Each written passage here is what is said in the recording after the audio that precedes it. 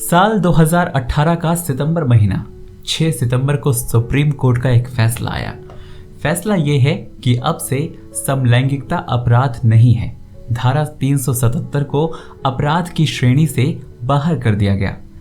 धारा 377 दरअसल वो कानून था जो समलैंगिकता को अपराध की श्रेणी में गिनता था। ये फैसला आते ही LGBTQ कम्युनिटी में खुशी की लहर दौड़ गई। हर तरफ जश्न मनाया जाने लगा। सड़कों पर लोग इंद्रधनुषी रंगों वाला झंडा खुशी से लहराने लगे। इसी तरह हम अक्सर प्राइड परेड का नाम सुनते हैं और इनकी तस्वीरें देखते हैं, उनमें भी ये इंद्रधनुषी झंडा दिखाई देता है। दरअसल इन मौकों पर दिखाई देने वाला ये रेनबो फ्लैग LGBTQ समुदाय की पहचान है। दुनिया भर के समलैंगिक लोग इसे झंडे तले अपनी एकजुटता दिखाते हैं। आप सुन रहे हैं अनबाउंड स्क्रिप्ट और आज हम जानेंगे कि आखिर ये रेनबो जैसा दिखने वाले झंडे का क्या मतलब है और ये प्राइड परेड क्या होती है। तो चलिए शुरुआत करते हैं। सबसे पहले जानते हैं कि इंद्रधनुषी झंडे के रंगों का मतलब क्या है। तो इस इंद्रधनुष के रंग के दिखने वाले झंडे में दरअसल 6 रंग होते हैं, जिसमें लाल, नारंगी, पीला, नीला, हरा और बैंगनी रंग शामिल होता है।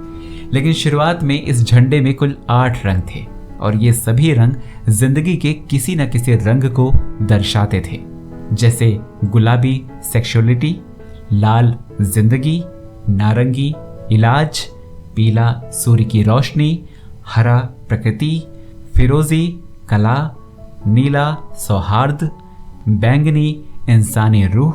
लेकिन बाद में इन रंगों को घटाकर 6 कर दिया गया। फिरोजी रंग की जगह नीले रंग ने ले ली, वहीं बैंगनी रंग को हटा दिया गया। अब सवाल ये उठता है कि इस झंडे को बनाया किसने था। तो जवाब है सैन फ्रांसिस्को के एक आर्टिस्ट गिलबर्ट बेकर ने। इन्होंने एक स्थानीय कार्यकर्ता के कहने पर इस झंडे को समलैंगिकों को पहचान देने के लिए बनाया था। गिलबर्ट बेकर ने इस झंडे में अलग अलग रंगों को रखने की पीछे की वजह विविधता बताया था। उनका कहना था कि वो इन सभी रंगों के माध्यम से ये बताना चाह रहे हैं कि उनकी सेक्सुअलिटी उनका मानवाधिकार है। इस तरह 1990 तक आते आते ये झंडा दुनिया भर में LGBTQ समुदाय की पहचान बन गया, जो आज भी अपने रंगों में जेंडर की असीमित भावनाओं को समेटे हुए है। दोस्तों, अब बात करते हैं कि प्राइड परेड क्या होती है और ये कब शुरू हुई। बात तकरीबन 60 साल से ज्यादा पुरानी है। वो समय था जब अमेरिका में समलैंगिकों ने सरकार के नियमों का विरोध करना शुरू कर दिया था। उस समय तक अमेरिका में समलैंगिकता को अपराध माना जाता था। वैसे समलैंगिकता तो दुनिया की शुरुआत से ही थी, लेकिन इसको भी दूसरे जेंडर की तरह सामान्य माने जाने की लड़ाई शुरू हुई 1950 के दशक से। 1960 तक समलैंगिकों के अधिकार के लिए एक्टिविस्ट सड़कों पर उतरने लगे थे। इस समय तक अमेरिका में कुछ गे बार और कुछ गे बसेरे भी चलने लगे थे। इस बीच 1969 में एक ऐसे ही बसेरे में पुलिस ने छापा मारा, जिसमें ढेर सारे गे, लेस्बियन और ट्रांसजेंडर रहते थे। यहां से बहुत से लोगों को गिरफ्तार भी किया गया, लेकिन इस मामले ने थोड़े समय में तूल पकड़ लिया और देखते ही देखते अगली सुबह तक सैकड़ों समलैंगिक सड़कों पर उतर आए। इस तरह दुनिया के इतिहास में पहली बार प्राइड परेड की घटना दर्ज हुई। आज दुनिया के लगभग 40 से ज्यादा देशों में प्राइड परेड होती है।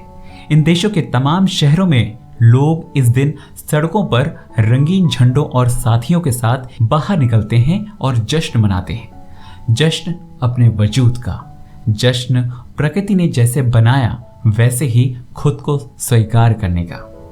भारत की बात करें तो दिल्ली में सबसे पहले इसकी शुरुआत हुई थी साल 2007 में।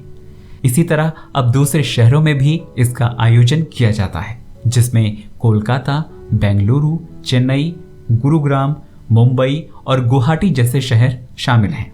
इस तरह प्राइड परेड एक गर्व है जो LGBTQ समुदाय महसूस करता है। यह समाज के द्वारा बनाए गए जेंडर की सीमित परिभाषा को आईना दिखाता है, जो बताता है कि जेंडर का आसमान कितना बड़ा है। ऐसे में जरूरी है कि एक समाज के रूप में समाज के सभी अंगों के बारे में जानें, और जानने से भी ज्यादा जरूरी है कि हम खुद को संवेदनशील बनाएं।